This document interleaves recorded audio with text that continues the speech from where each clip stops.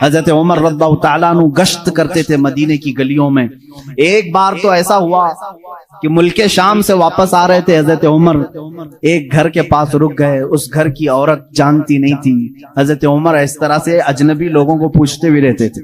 یہ photo media اور social media کا دور بھی نہیں تھا کہ ہر بادشاہ کا روزانہ فوٹو چھپنا لازم ہو, نہیں جانتے تھے. بہت سارے لوگ چہرے سے بھی نہیں واقف ہوتے تھے. حضرت عمر وہاں رک گئے. اس خاتون سے پوچھا خلیفۃ المسلمین عمر ابن خطاب کے بارے میں جانتی ہو؟ وہ کہتی ہاں جانتی ہوں, بہت اچھا آدمی, لیکن میری اس کو خبر نہیں, میری اس کو خبر نہیں. کہا کیوں؟ کہا مجھ تک اس کا غلہ پہنچا نہیں ہے. السلام علیکم دوستو, ہم آپ کے لیے لے کر آئے ہیں مفتی سلمان آجری صاحب کا بیان. سنے گے تو ضرور انشاءاللہ نافع ہوگا. چلتے ہیں بیان کی طرف. میرے گھر میں بھی فاقہ ہے. حضرت عمر نے کہا عمر امیر المومنین وہ مدینے میں رہتا ہے, تیرے تک خبر کیسے پہنچے گی؟ اتنی دور تو رہتی ہے ملک شام کے راستے میں. اس بوڑھی عورت نے کہا اگر اس کو یہاں تک کی خبر نہیں پہنچ سکتی تو اسے خلیفہ بھی نہیں بننا چاہیے. اگر اتنے دور کی کسی غریب کی خبر اس کو نہیں پہنچتی تو اسے خلیفہ بھی نہیں ہونا چاہیے. حضرت عمر اس رات اتنا روئے کہ ان کی داڑھی بھیگ گئی. سچ کہا اس خاتون نے. گئے بازار سے سامان خرید کر اپنے کندھے پر اٹھا لائے اور اس عورت کے گھر پہنچا. ایک گھر مدینے کا ایسا بھی آپ نے دیکھا جہاں رات کو عورت اپنے بچوں کو تھپک کر سلاتی تھی اور ہانڈی میں کچھ جل رہا ہوتا تھا. آگ لگی ہے, ہانڈی میں پکنے کی آواز آتی. حضرت عمر دیکھ رہے تھے, آواز سن رہے تھے. بچوں کو ماں کہہ رہے سو جاؤ سو جاؤ. بچے کہہ رہے ماں تو روزانہ یہی بول کے سلاتی ہے, 2 دن سے پک رہا ہے پک رہا ہے, کب پکتا ہے؟ ہم رات کو بھوکے سو جاتے. حضرت عمر دستک دیتے ہیں, اس گھر والی سے پوچھتے ہیں کیا معاملہ؟ کہا گھر میں کچھ بھی نہیں. پھر یہ ہانڈی میں کیا ہے؟ کہا پانی اور پتھر رکھی ہوں بچوں کو بہلانے کے لیے کہ اسی آس میں سو جائیں گے. حضرت عمر رضی اللہ تعالیٰ عنہ فرماتے ہیں مجھے اس کی خبر نہیں ہوئی. بیت المال میں گئے, پورا تھیلا اٹھایا آٹم کا, اناج کا, اپنے کندھے پر لے کر نکلی. ان کے غلام نے کہا یہ ہمیں دے دیں, ہم لے کر چلتے ہیں. سختی سے کہا قیامت کے دن کیا تو میرے اعمال کا بوجھ اٹھا پائے گا؟ مجھے اٹھانے دے. لے کر کے آئے, نقاب باندھے ہوئے تھے اپنے چہرے پر. اس خاتون سے کہا میں روٹیاں پکاتا ہوں. گھر میں داخل ہو کر آٹا گوندھا, روٹیاں پکائی, بچوں کو جگایا, ان کا منہ دھویا, ہر روٹیاں انہیں پروسنے لگے. وہ خاتون کی آنکھوں میں آنسو آ گئے. کہا تجھ جیسا فرشتہ اللہ نے اتارا ہے, میرے گھر کئی دنوں کے بعد غذا آئی ہے. اس خاتون سے حضرت عمر نے پوچھا عمر کے بارے میں تمہارا کیا خیال ہے؟ عمر کے بارے میں تمہارا کیا خیال ہے؟ وہ کہتی ہے بہت نیک ہے, خلیفہ رسول ہے, لیکن کیا کروں مجھ جیسی غریب کی فریاد شاید اس تک نہیں پہنچی. اگر میرے بچے بھوکے مر گئے تو میں قیامت کے دن یہ شکایت ضرور کروں گی. حضرت عمر ہچکیاں لگ گئی, زور سے ہچکیاں آ گئی حضرت عمر کو. وہ خاتون کہنے لگی میرے بھائی تجھے کیوں اس بات کا خوف ہے, تجھے کیوں اس بات کا ڈر ہے, تو کیوں رو رہا ہے؟ حضرت عمر جن کی آنکھیں لال ہو چکی تھی, غم کی وجہ سے بدن پہ کپ کپی تھی, نقاب ہٹایا. اس خاتون کو کہا عمر ابن خطاب میں ہی. وہ خاتون مچل گئی اور کہا اے رب ذوالجلال تو گواہ ہو جا, میں عمر کی یہاں پر بھی گواہی دیتا ہوں اور قیامت کے دن بھی گواہی دوں گی کہ اگر کسی غریب کی خبر گیری کوئی کر سکتا ہے تو وہ عمر ابن خطاب ہے. 1 سال پورے مدینے میں قحط آ گیا, وہ پورے سال تک حضرت عمر فاروق نے سالن نہیں کھایا, سالن نہیں کھایا, روٹی کو پانی میں بھگوتے تھے کھاتے تھے. لوگ کہتے تھے آپ کیوں نہیں کھا رہے ہیں, آپ خلیفہ ہیں؟ کہتے تھے قحط کا دور ہے, پتہ نہیں کون بھوکا ہے اور کون کھایا ہے, میں اس وقت تک نرم نہیں کھاؤں گا جب تک میری پوری رعایا خوشحال نہ ہو جائے. حضرت عمر کا یہ نظام تھا جس کے بعد حالات ایسے ہو گئے. صرف 2.5 سال کے بعد, صرف 2.5 سال کی خلافت کے بعد مدینے کے حالات یہ تھے میرے عزیزو, مدینے والے اپنی زکوٰۃ لے کر باہر آتے تھے, لینے والا کوئی نہیں تھا. زکوٰۃ لینے والا کوئی نہیں, سب زکوٰۃ دینے والے تھے. سیدنا عمر ابن خطاب رضی اللہ تعالیٰ عنہ نے اتنا کیپیبل کر دیا تھا. حضرت معاذ بن جبل یمن سے وہاں کا مال غنیمت مدینے میں بھیجتے ہیں حضرت عمر کے پاس کہ مدینے کے غربا اور مساکین میں یہ بانٹ دیں. بہت مال آیا تھا. حضرت عمر نے وہ زکوٰۃ کے مال کو حضرت معاذ بن جبل پر یہ کہہ کر کے واپس کر دیا مدینے میں اب کوئی فقیر نہیں رہ گیا, سب زکوٰۃ نکالتے ہیں, اس کا کوئی مستحق نہیں, یمن میں ہی بانٹ دو. حضرت معاذ نے پھر دوبارہ بھیجا کہ یمن میں بھی کوئی فقیر باقی نہیں ہے, جو تھے ان کو بانٹنے کے بعد یہ بھیجا گیا ہے. حضرت عمر نے وہ مال دور کے کسی ملک بھیجا جہاں فقراء و مساکین سے یہ نظام عدل اگر کوئی قائم کر سکتا ہے تو وہ عمر ابن خطاب ہیں رضی اللہ تعالیٰ. اور جانتے ہیں پوری کائنات کے لیے, پوری دنیا کے لیے حضرت عمر کے وہ کام جو آج بھی دنیا ان کی پیاسی ہے. اور پارلیمنٹ کے لا بنانے والوں کے لیے میرا چیلنج ہے, عمر ابن خطاب کے بنائے ہوئے قوانین کو چھوڑ کر آج پوری دنیا کی کسی پارلیمنٹ میں مکمل لا کوئی بنا ہی نہیں سکے گا. اس لیے کہ جرائم کے قوانین, بچوں کے قوانین, عورتوں کے قوانین, بوڑھوں کے قوانین, سب کے قوانین سب سے پہلے حضرت عمر فاروق نے مرتب کیے. اور جانتے ہیں یہ لے آؤٹ بنانے والا سسٹم, ڈیولپ کرنے والا سسٹم, سٹی بنانے کا پلان سیدنا عمر فاروق کا دیا ہوا ہے. سب سے پہلے بصرہ اور کوفہ آپ نے بنایا تھا, یعنی ماسٹر پلاننگ کے ساتھ سٹی بنائی گئی. روڈ بنانے کا سب سے پہلا کام حضرت عمر فاروق نے کیا ہے. تاریخ سب سے پہلے حضرت عمر فاروق نے قائم کی. بیت المال کا نظام سب سے پہلے حضرت عمر نے قائم کیا ہے. مسجدوں کے مؤذن اور مسجدوں کے اماموں کے لیے تنخواہ کا سسٹم حضرت عمر فاروق نے قائم کیا ہے. اور اتنا ہی نہیں, عدل کا حال تو ایسا تھا کہ کسی کے ساتھ کوئی رعایت نہیں, کسی کے ساتھ کوئی رعایت نہیں, چاہے وہ کوئی بھی ہو. مصر کے گورنر کے بارے میں لوگوں نے صرف اتنا کہا کہ ان کے ہاں بہت قیمتی گھوڑا ہے, بہت پیسوں کا گھوڑا ہے اور ان کا لباس بہت مہنگا ہے, یہ گورنر ہیں. حضرت عمر کے پاس یہ شکایت آئی, ان کو بلایا اور بلا کر کے کہا تو رعایا کے ساتھ کیا کرنے کے لیے تجھے بھیجا گیا؟ وہاں کے پیسوں سے تو نے قیمتی گھوڑا خریدا, قیمتی لباس پہنا. وہ ان کی گورنری کو معزول کر کے 100 بکریاں خرید کر کے ان کو دیا کہ اب زندگی بھر یہ بکریاں تو چرائے گا. بکریاں چرانے پر گورنر کو رکھ دیا. یہ ان کے معاملات میں پھر کوئی کچھ نہیں کہہ سکتا تھا. بڑے بڑے صحابہ, حضرت سعد ابن ابی وقاص کو معزول کر دیا تھا. خالد بن ولید رضی اللہ تعالیٰ عنہ جن کو سیف اللہ کہا جاتا ہے, جس جہاد میں بھی وہ جاتے تھے فتح ہونا لازمی ہو جاتا تھا. یہ تو سب کو معلوم ہے.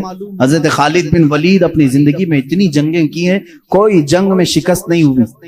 ان کا یہ فخر تھا جب جہالت میں تھے نا, اسلام نہیں لائے تھے, وہ جنگ احد کے سپہ سالار بن کے آئے تھے, اس میں بھی ان کو ہی فتح ملی تھی.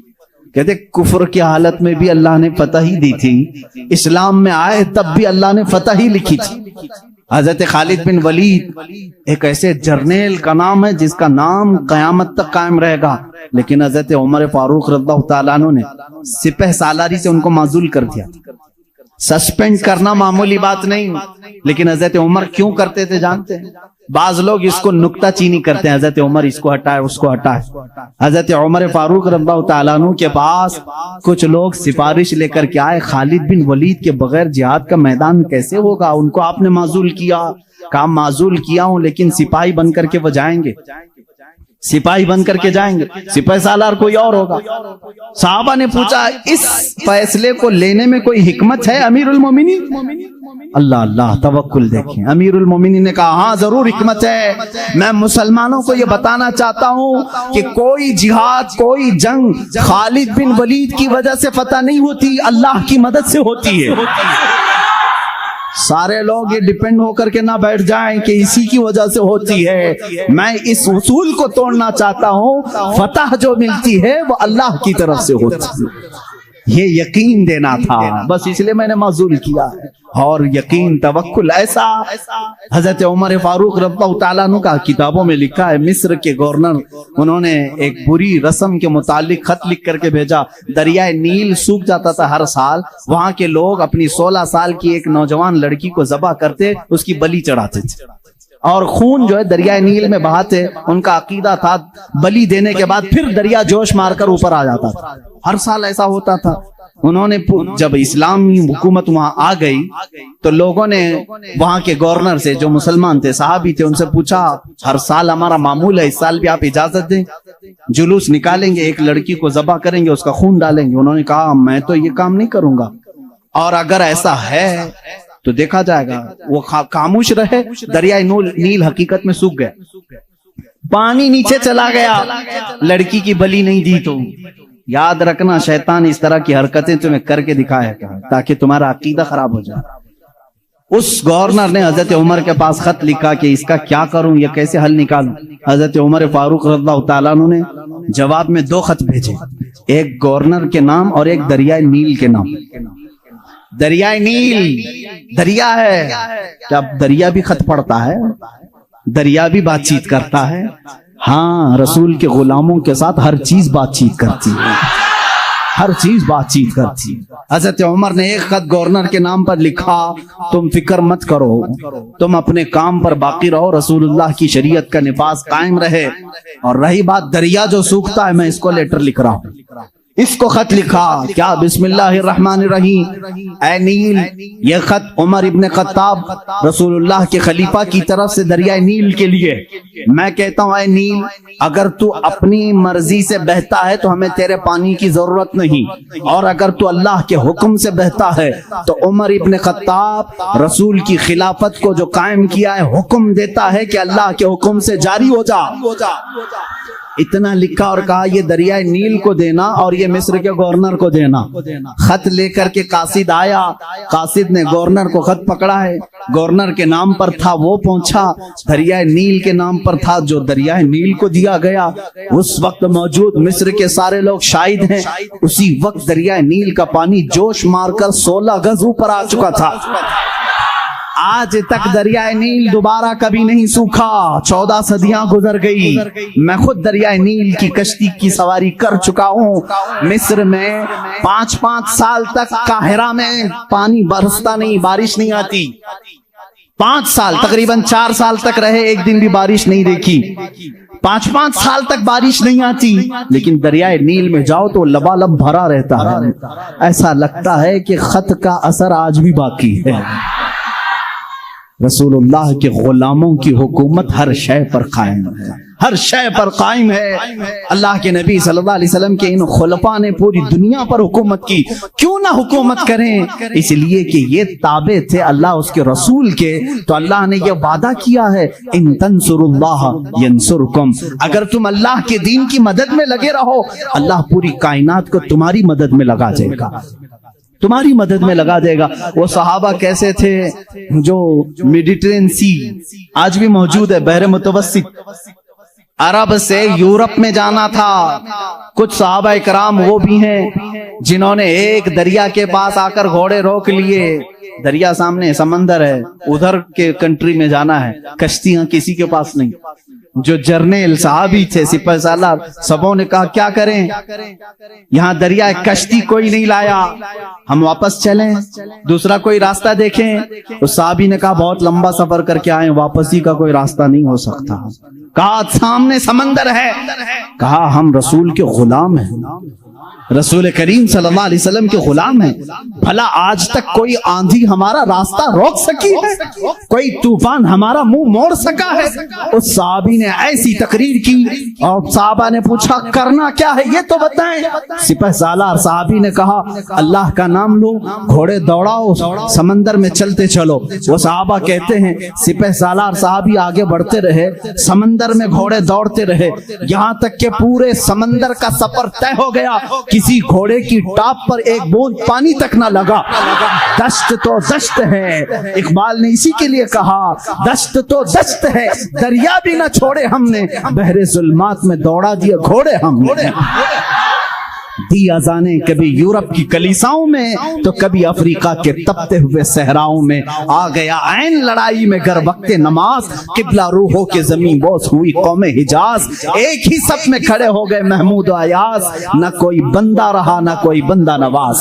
یہ ہماری تاریخ ہے، یہ ہماری شان ہے۔ سیدنا عمر ابن خطاب رضی اللہ تعالیٰ عنہ کے دور خلافت کے سنہرے کام بہت طویل ہے میرے عزیزو۔ اس نظام عدل کو میں آج بھی چیلنج کرتا ہوں، غصہ غسان کا ایک بادشاہ اسلام میں آیا ہے, اسلام قبول کر کے آیا ہے, حج کے لیے نکلے خوشی میں سارے مسلمان, حضرت عمر بھی اس میں ساتھ میں تھے, خلیفہ تھے. طواف کے دوران اس بادشاہ کی لنگی پر ایک مسلمان کا پیر پڑ گیا, لنگی سرک گئی, اس نے اپنی بے عزتی محسوس کی, تھپڑ مارا کعبے کے سامنے, اس مسلمان کو بہت اس نے مارا, وہ زخمی ہو گئے. انہوں نے شکایت کی حضرت عمر فاروق کے پاس. عادل, وہ عدل کی پیکر جو نظام رسول سے ذرا برابر ہٹ کر کبھی فیصلہ نہیں کرتے. حضرت عمر کا فیصلہ تو وہ ہے کہ ایک بندہ یہ حضور کے پاس فیصلہ لے کر کے آیا تھا, معلوم ہے نا, ایک یہودی اور ایک مسلمان زمین کے جھگڑے میں فیصلہ کیا. حضور نے فیصلہ کیا یہودی کے حق میں, یہ زمین تو چھوڑ دے, لیکن وہ مسلمان منافق تھا, دل میں بغض تھا. اس نے کہا میں رسول کا فیصلہ نہیں مانتا, عمر کے پاس فیصلہ لیں گے, عمر کے پاس کریں گے. وہ یہودی کو یقین تھا جو رسول فیصلہ کریں گے وہی عمر بھی کریں گے, لیکن یہاں معاملہ بدل گیا, یہاں معاملہ بدل گیا. وہ منافق یہ سوچتا تھا کہ عمر کو میں اپنی باتوں میں لے لوں گا, یہ یہودی ہے ہمارے دشمن, زمین میرے حوالے کر دی جائے. حضرت عمر کے پاس دونوں گئے اور کہا ہمارا معاملہ ایسا ایسا ہے.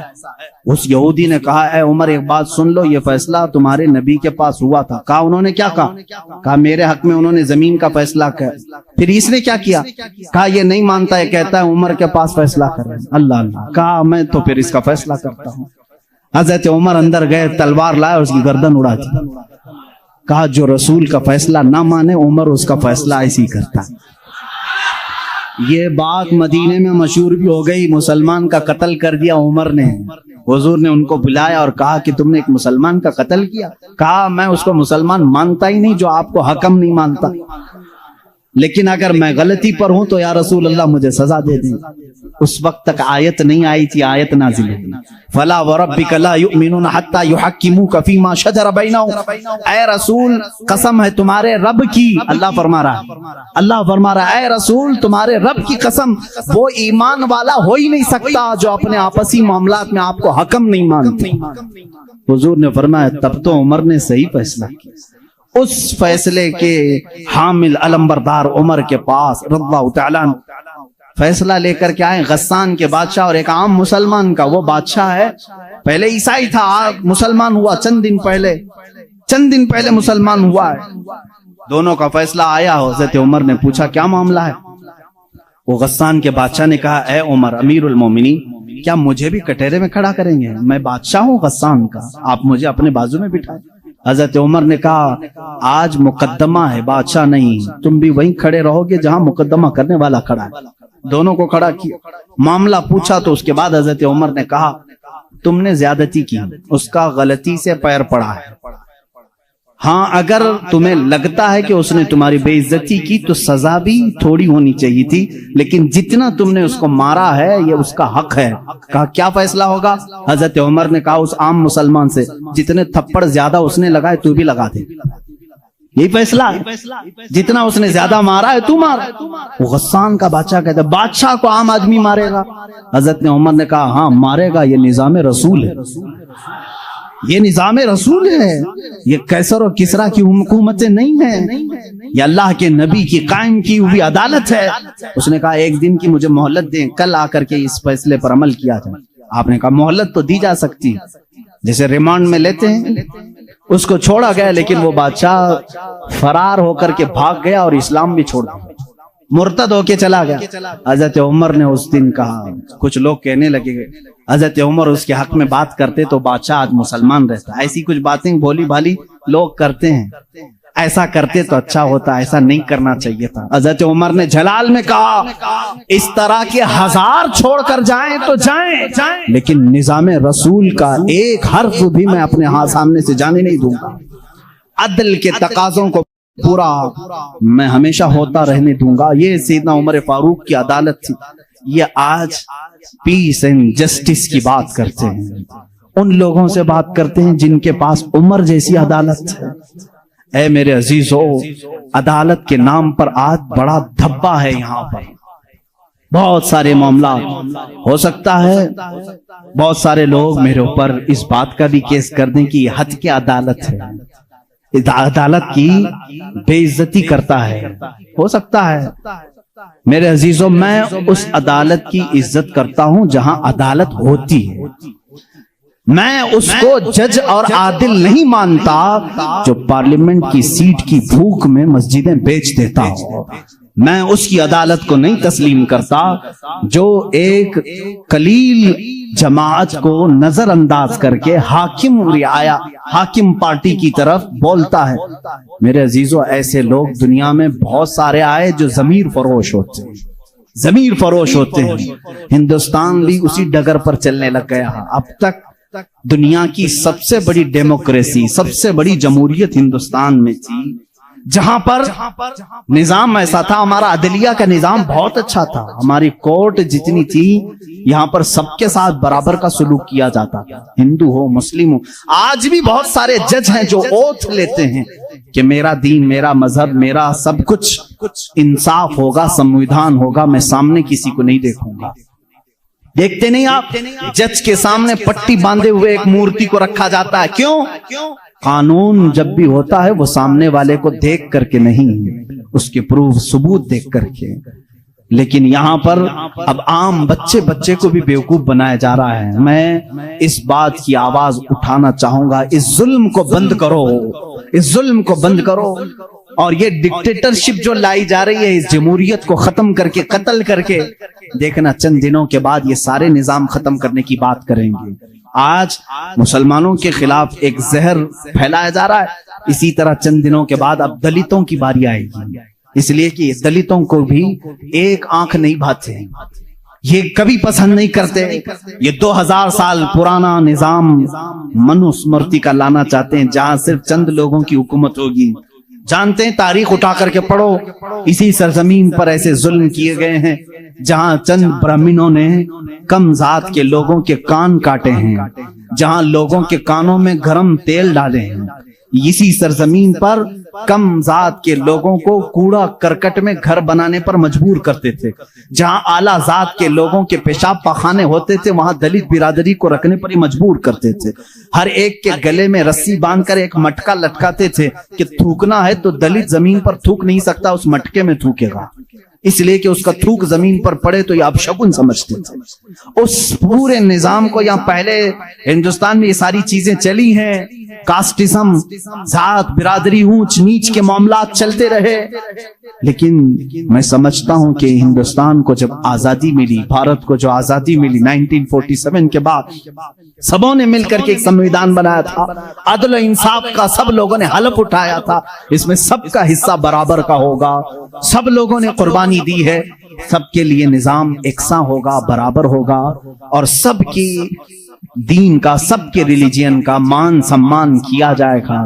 لیکن اب جو حالات ہیں میرے عزیزو، یہ دوسری ڈگر پر چل پڑے. اب یہاں پر اس سمویدھان کو یہ ختم کرنے کی بات کر رہے ہیں جو امبیڈکر کی سرپرستی میں بنائے گئے تھے، اس کو ختم کر کے یہ نئے سمویدھان کی بات کرنے جا رہے ہیں. چند دنوں کے بعد یہ ووٹنگ پاور بھی ختم کرنے کی بات کریں گے. تم سب کو ووٹ دینے کا بھی حق نہیں ہوگا. کرتا ہوں دوستو، آپ حضرات نے یہ بیان پورا سنا ہوگا. یہ بیان اچھا لگے تو لائک اور شیئر کرو، اور کسی نیکسٹ ویڈیو میں ملتے ہیں. جب تک کے لیے اللہ حافظ.